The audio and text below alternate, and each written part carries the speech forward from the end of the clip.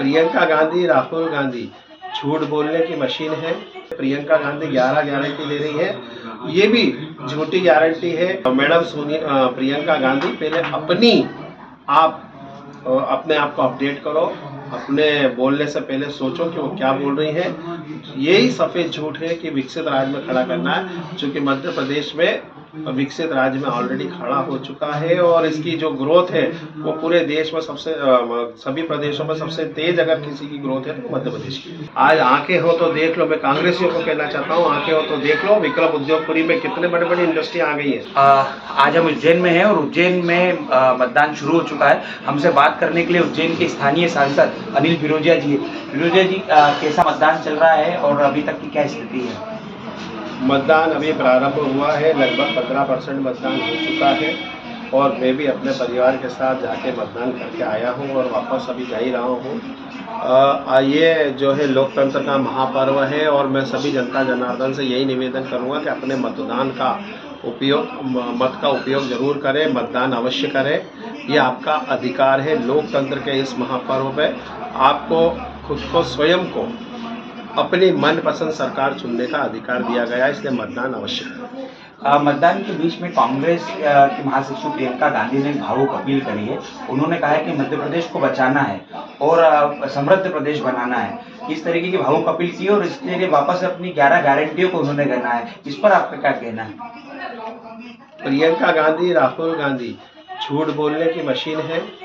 पहले भी राहुल गांधी आए थे पिछले चुनाव में और कह गए थे कि 2 लाख कर्जा माफ, बिजली का बिल हाफ और 10 दिन में अगर हमारी सरकार बनी और नहीं करा तो हम मुख्यमंत्री हटा देंगे। न तो इनने कर्जा माफ करा, न बिजली का बिल हाफ करा, न युवाओं को 4,000 रोजगार भत्ता दिया। बेरोजगारी भत्ता ये देने की बात करी तो वो भी नहीं दिया। जो है कन्यादान योजना में 51,000 रुपये देने की बात करी, वो भी नहीं करा। तो ये झूठ बोलने के अलावा कुछ नहीं करते। प्रियंका गांधी 11 गारंटी दे रही है, ये भी झूठी गारंटी है और वो कह रही है कि मध्य प्रदेश को विकसित राज्य में लाना है। तो 2003 के पहले जो बीमारू राज्य था वो किसने करा था? बंठादार सरकार किसकी थी? 2003 के बाद से लेके तो आज तक अगर इसको बीमारू राज्य से विकसित राज्य करा है तो सिर्फ और सिर्फ भारतीय जनता पार्टी और भारतीय जनता पार्टी के यशस्वी मुख्यमंत्री शिवराज सिंह चौहान ने करा है। तो मैडम प्रियंका गांधी पहले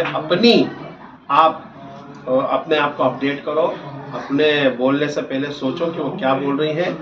यही सफेद झूठ है कि विकसित राज्य में खड़ा करना है, क्योंकि मध्य प्रदेश में विकसित राज्य में ऑलरेडी खड़ा हो चुका है और इसकी जो ग्रोथ है वो पूरे देश में सभी प्रदेशों में सबसे तेज अगर किसी की ग्रोथ है तो मध्य प्रदेश की। फिरोजा जी, आप यहाँ से सांसद हैं और पूरे देश में इन दिनों महाकाल लोक की चर्चा है, लेकिन कांग्रेस बार बार महाकाल लोक में हुए भ्रष्टाचार और मूर्तियों जो टूट के गिरी बरसात में, उसका लेकर के इशू लगातार बना रही। राहुल गांधी ने भी जब रैली करने आए थे तो इसका मुद्दा उठाया था और कांग्रेस लगातार आरोप लगा रही है कि बीजेपी ने भगवान शिव को भी नहीं छोड़ा। कांग्रेस, मैंने बोला ना, झूठ बोलती है, झूठ के अलावा कुछ नहीं बोलती है। अगर प्राकृतिक आपदा कोई आती है तो उससे कोई अछूता नहीं रह पाता है। और जो मूर्ति गिरी थी वो बिल्कुल सही है, लेकिन 150 किलोमीटर की स्पीड से जो हवा चली थी उसके कारण सिर्फ 1 या 2 मूर्ति गिरी, बाकी सब मूर्ति यथावत रही हैं। ये तो भ्रष्टाचार की तो हमने जांच करा ले, हम तो कह रहे हैं जांच करो ना।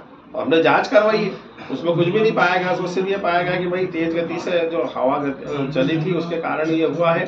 और ये जो प्राकृतिक आपदा के कारण कोई नुकसान होता है तो इसमें भ्रष्टाचार का आरोप लगाना भी मिथ्या है, झूठा है। और महाकाल लोक अद्वितीय, अविश्वसनीय और अकल्पनीय है। आज उज्जैन की दिशा और दशा बदलने का जो काम हुआ है, उज्जैन में जो रोजगार बढ़ा है, उज्जैन में जो धार्मिक पर्यटन बढ़ा है, वो वास्तव में सिर्फ और सिर्फ महाकाल लोक के कारण बना है, हमारे यशस्वी प्रधानमंत्री और शिवराज सिंह चौहान की देन। आपने बताया कि अभी काफी विकास हुआ है, लेकिन इन दिनों भी विकास का मुद्दा जैसे शिप्रा नदी का शुद्धिकरण और रोजगार के तमाम मुद्दे जो है वो इन दिनों चर्चा में है और काफी चुनाव में प्रत्याशियों को, जो भाजपा के प्रत्याशी उनको इनका सामना करना पड़ रहा है, तो इसको आप कैसे देखते हैं? कोई सामना नहीं करना पड़ रहा। जब मैं खुद लोकसभा का चुनाव लड़ रहा था 90 के दशक में, यहाँ हीरा मिल, विनोद मिल, इंदौर टेक्सटाइल और सिली सिंथेटिक्स और पाइप फैक्ट्री, मॉडर्न फैक्ट्री ये हुआ करती थी। 90 दशक में किसकी सरकार थी? कांग्रेस की सरकार थी ना जब ये धीरे धीरे सब बंद हुई, इन्हें क्यों नहीं रोका? उसके बाद जब मैं चुनाव लड़ा तो लोगों ने कहा कि यहाँ पे उद्योग धंधे चाहिए।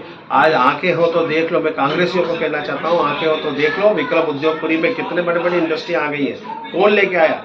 अगर आप ये वीडियो YouTube पर देख रहे हैं तो हमारे चैनल को सब्सक्राइब करें और बेल आइकन को दबाना ना भूलें। अगर आप Facebook पर ये वीडियो देख रहे हैं तो हमारे पेज को लाइक करें।